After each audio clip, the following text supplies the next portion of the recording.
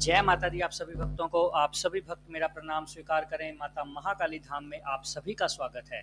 आप सभी भक्त जो भी ये वीडियो देख सुन रहे हैं उन सब के मंगल भविष्य की कामना करता हूँ। आप सभी भक्तों पर माँ काली अपना वरदमय हस्त हमेशा बनाए रखे और आप सबका कल्याण हो। माता महाकाली धाम में मैं एक नई सीरीज शुरू करने जा रहा हूँ। ध्यान, कुंडलिनी, मंत्र जाप, ऑरा, स्कैनिंग, इन सब से रिलेटेड आपके सभी डाउट्स क्लियर करने की कोशिश करूंगा। जो भी आप डाउट लेकर मन में बैठे हैं, मेरी ये इच्छा है कि आपके ये वीडियो खत्म होने तक आपके वो सारे डाउट्स क्लियर हो जाएंगे। 5 दिन में लगातार 5 वीडियो डालूंगा, रोज एक वीडियो डालूंगा। इसके बाद मैं क्लास भी यूट्यूब पे ऑनलाइन शुरू कर दूंगा, जिसमें हफ्ते में वो एक क्लास होगी या रोज की वो एक क्लास हुआ करेगी। तो इसीलिए महाकाली धाम के चैनल को सब्सक्राइब कर लीजिए, ताकि आगे आने वाली वीडियोज, हमने दिव्य दृष्टि के ऊपर बहुत ही जोर देकर एक ऐसा काम शुरू करने जा रहा हूं कि आपकी यूट्यूब पर बैठे बैठे ही, आप वीडियोस देखते देखते ही आप अपने कुंडलिनी और ध्यान के सफर को और दिव्य दृष्टि के सफर को पूरा कर पाओगे। इसीलिए महाकाली धाम चैनल के साथ बने रहिएगा, महाकाली धाम से जुड़े रहिएगा। माता रानी आप सब भक्तों का कल्याण करे। चैनल को सब्सक्राइब कर लीजिए और वीडियो को जितना हो सके शेयर कर दीजिए। जो भी लोग अलग अलग मेडिटेशन सेंटर पर जा रहे हैं और उनका कुछ नहीं पता चल रहा क्या अनुभव हो रहे हैं, वो सब लोग हमारे साथ जुड़िए। ये 5 क्लासों के बाद, ये 5 जो वीडियोज आएंगी, इसके बाद मैं जल्दी ही समय देखकर आप सब लोगों की यूट्यूब पर क्लास लिया करूंगा, ताकि आप लोग ध्यान के ऊपर और आगे बढ़ सके। कुछ लोग पैसे नहीं दे सकते, तो मैं उनके लिए ये फ्री ही अवेलेबल होगा। यूट्यूब पर आपको कोई पैसा नहीं देना है।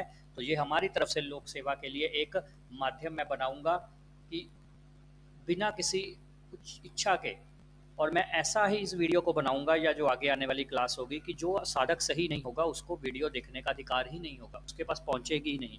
ये मेरा लक्ष्य रहेगा, ये मेरा संकल्प रहेगा। और सिर्फ कुछ कोटि के साधक, जो अच्छे साधक है, वही जीवन में आगे बढ़ पाए, यही मेरा लक्ष्य है। तो माता रानी आप सबका भला करे। आप सब लोग वीडियो में जरूर बने रहिएगा अंत तक। अब बात करते हैं आगे, जो आज का हमारा टॉपिक है। थोड़ा सा ये ब्रीफ देना जरूरी था स्टार्टिंग में। अगली वीडियोस में आपको ब्रीफ नहीं मिलेगा, सीधा मैं मुद्दे पर बात करूंगा। तो मंत्र जाप और ऑरा, सबसे पहले दिव्य ध्यान और कुंडलिनी के यात्रा शुरू करने से जो आज जीरो पर है, सबसे पहले आपको करना चाहिए मंत्र जाप। किसी अच्छे गुरु से दीक्षा लीजिए, वहां से मंत्र लीजिए, उस मंत्र का जाप करना शुरू कीजिए।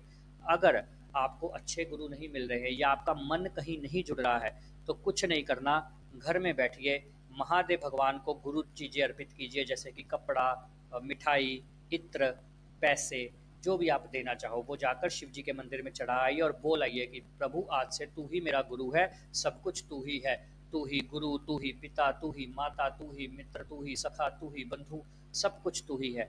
तो आज मैं तेरे को सब कुछ सौंपता हूँ। और भगवान महादेव का मंत्र ओम नमः शिवाय ओम, ओम आगे और पीछे लगाना बहुत ज़रूरी है।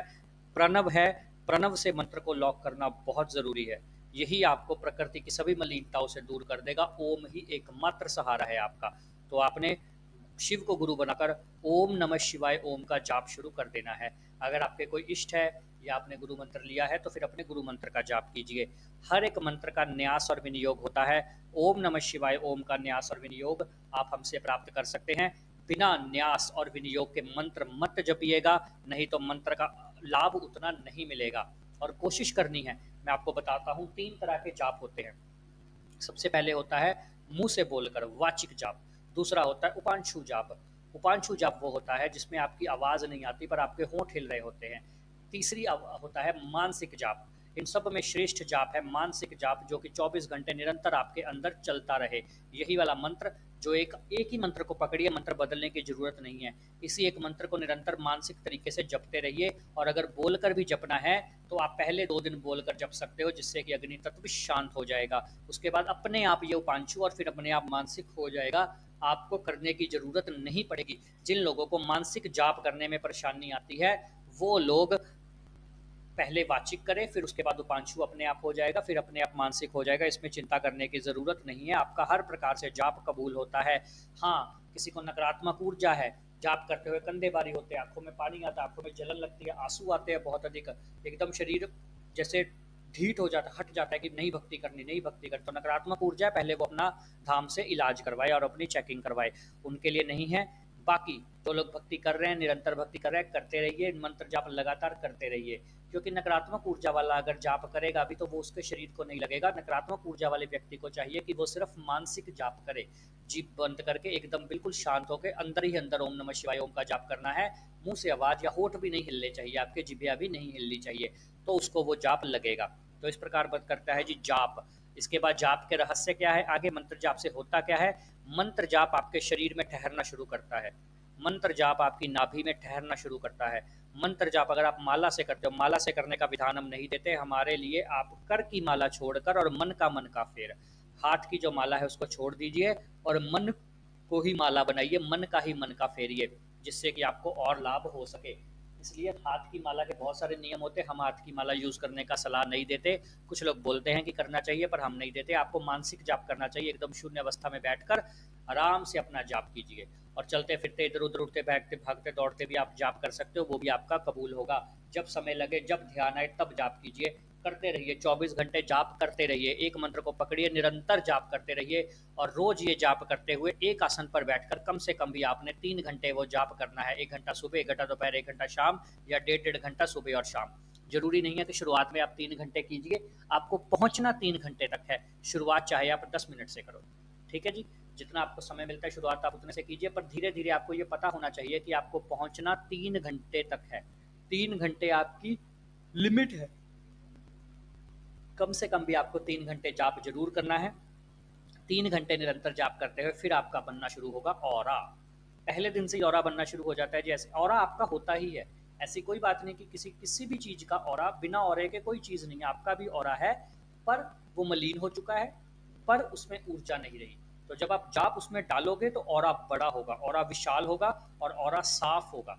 फिर ऑरा बनता है, जो ऑरे के रंगदार गोले हैं उसमें लॉक लगता है, वो मंत्र ही लगाता है लॉक। ऐसे आपका ऑरा कभी लॉक नहीं होता, उसके अंदर कोई भी शक्ति प्रवेश कर सकती है। पर जब आप मंत्र जाप के साथ ऑरा करते हो, ऑरा बनाते हो, या भगवान का सहारा लेकर ऑरा बनाते हो, फिर इसमें एक प्रकार से लॉक लग जाता है, अपने आप लगता है, आपको नहीं लगाना पड़ता। ये प्रकृति है, इसमें ये नहीं कि आप मंत्र लॉक का विनियोग करोगे, ऐसा कुछ नहीं है।